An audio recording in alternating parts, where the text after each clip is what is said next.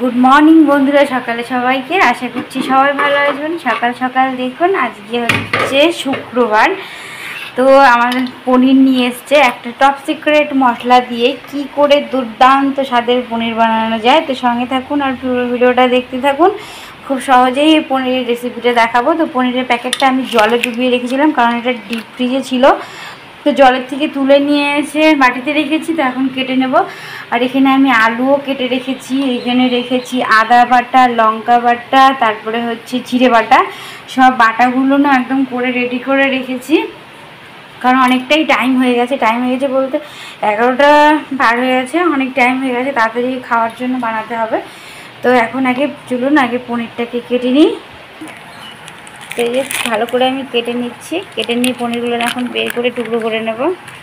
তো দেখুন পনিরগুলো কী সুন্দর দেখতে। আমাদের পনির আনলে এই প্যাকেটের পনিরটাই বেশি আনে, আর এটা খেতে খুবই ভালো লাগে। তো এখন আমি এটাকে টুকরো করে কেটে নেব।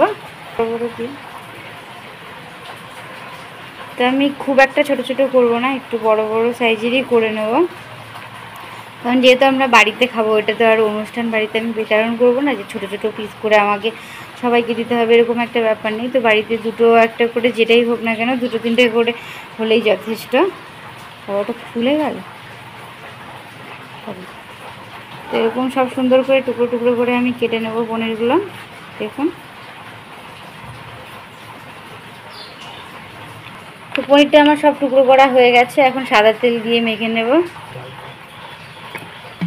প্রত্যেকটার গায়ে আমি সুন্দর করে মাখিয়ে নেব, কারণ এটা অতিরিক্ত ডিপ ফ্রিজে ছিল। এটা কড়াইতে দিলে না হলে পরে সব ফুলে যাবে একদম। তো পুরো গ্যাসের ওপরে আমি কড়াইটা বসিয়ে দিয়েছি, আর পনিরটাকে আমি তেল মাখিয়ে রেখে দিয়েছি। আর এখানে আলুগুলো জলের মধ্যে আমি কেটে রেখেছি। তো আলুগুলোকে আমি এখন তুলে নেব জল থেকে। তো পনিরটা সহজেই যাতে না ভাঙে, তার জন্য কিন্তু এই টিপসটা অবশ্যই ফলো করবেন। অবশ্যই যদি খুব ঠান্ডা এরকম প্যাকেটের পনির নিয়ে আসে, তো সেটাকে জলে ডুবিয়ে খানিকক্ষণ 5 মিনিটের মতো রেখে দেবেন। তারপরে তোলার পরে কেটে নিয়ে অবশ্যই সাদা তেল মেখে রাখবেন, তাহলে কড়াইতে দিলে ওটা একটু ভাঙার ভয় কম থাকে। তো জল থেকে আলুগুলো তুলে নিলাম, এদিকে গ্যাসটাকেও জ্বালিয়ে দিয়েছি।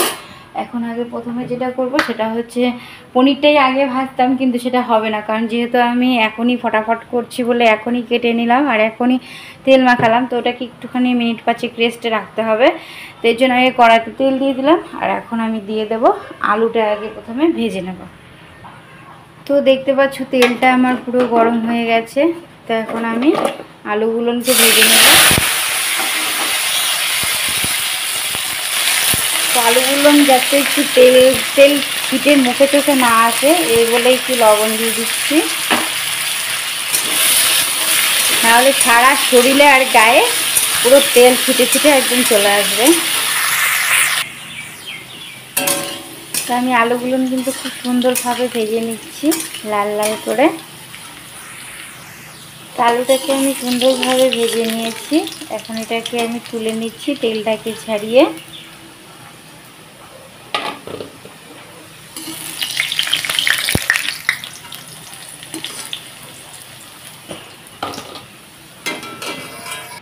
তো আলুটাকেও তুলে নিয়েছি। পনিরটাও বেশ অনেকটা টাইম আর কি রেখে দিলাম। তো এখন যাই হোক জল তবু বেরোচ্ছে, তো অল্প অল্প করে আমি তেলে দিয়ে ভেজে নিই পনিরটাকে, দেখা যাক কি হয়।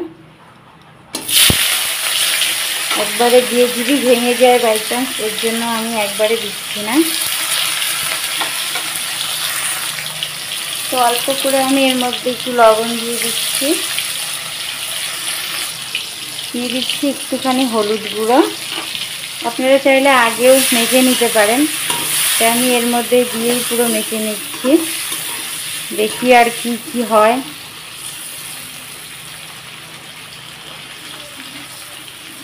তো আমি পনিরটাকে খুব সুন্দরভাবে লাল করে ভেজে নেব। তো পনিরটা আমার সুন্দর লাল করে একদম ভাজা হয়ে গেছে। এটাকেও আমি তেলটা ছাড়িয়ে এখানে রেখে দিচ্ছি আলুর সাইডে। তো সবগুলো পনিরই সেম প্রসেসে ভেজে নেব। তো পনিরগুলোও সুন্দর করে সব আমি ভেজে নামিয়ে নিয়েছি। তো তেলের মধ্যে এখন ফোড়নে দিচ্ছি তেজপাতা, একটা শুকনো লঙ্কা, গোটা জিরে, এই যে পনিরগুলো সব ভেজে আমি তুলে রেখেছি।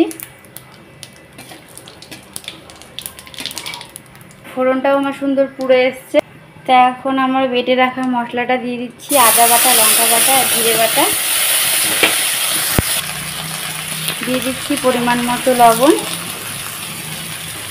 দিয়ে দিলাম হলুদ গুঁড়ো,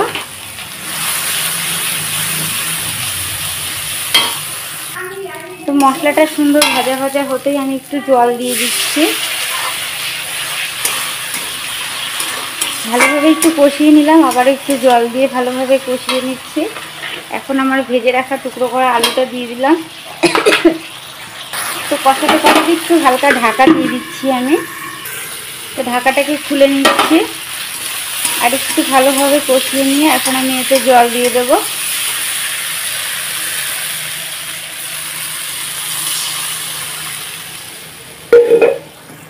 ঝোলটা পুরো আমার টকবক করে ফুটে গেছে।